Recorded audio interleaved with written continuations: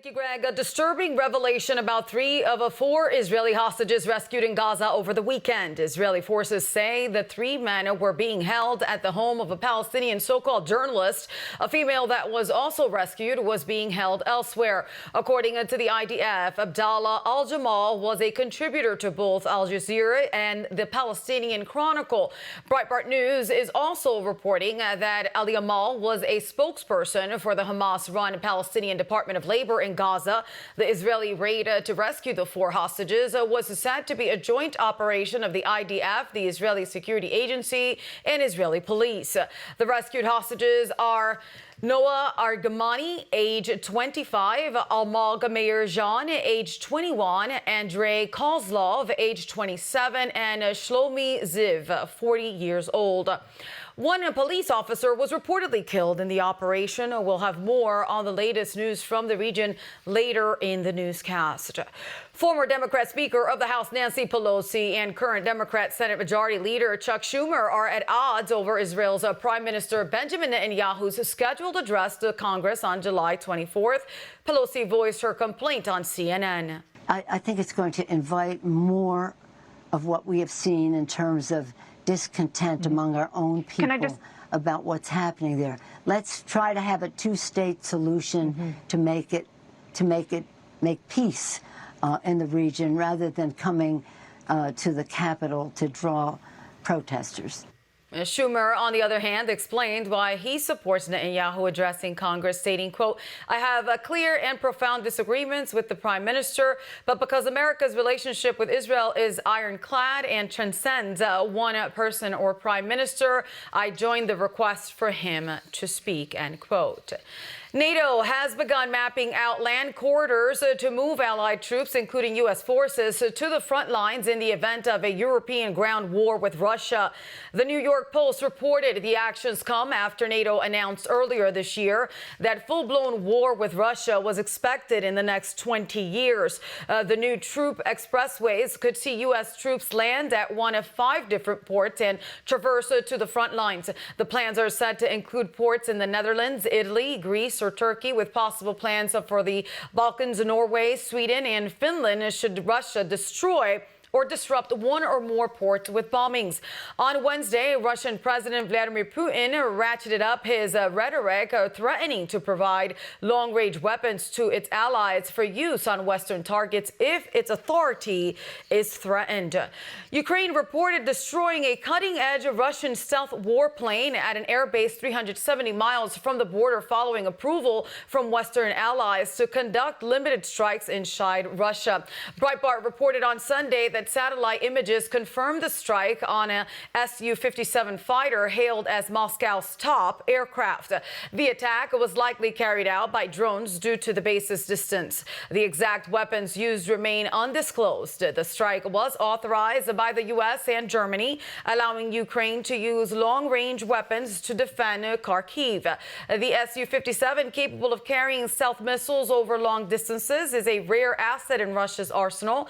Moscow has yet to respond to the incident. Since Russia's invasion, Ukraine has escalated domestic drone production, striking deep into Russian territory. Mike?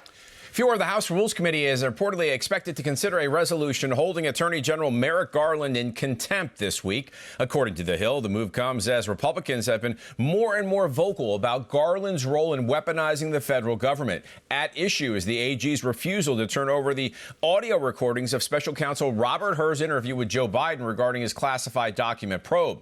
During his recent testimony before the House Judiciary Committee, Garland claimed turning the audio recordings over to Congress would hinder the Justice Department's ability to secure future interviews. The AG also claimed releasing the recordings could lead to the alteration of the president's words via artificial intelligence.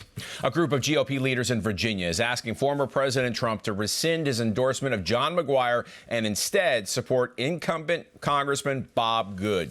In all, 24 GOP members wrote to Trump requesting that he switch his allegiance back to the chair of the House Freedom Caucus.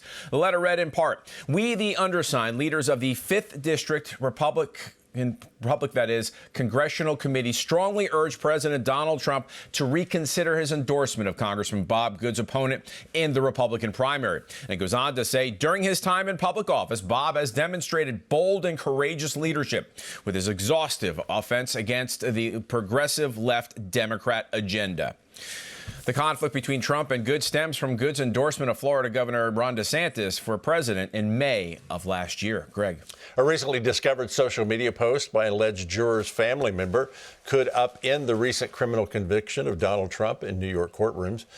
On Friday, Judge Juan Merchan notified Trump's defense team and prosecutors regarding a social media comment announcing the former president's conviction ahead of the verdict. In a letter obtained by Fox News, Merchan shared the post from the Unified Court System's public Facebook page that appeared on oral arguments unrelated to Trump's case, where a user named Michael Anderson wrote, quote, "My cousin is a juror and says Trump is getting convicted. Thank you, folks, for all your hard work," end quote.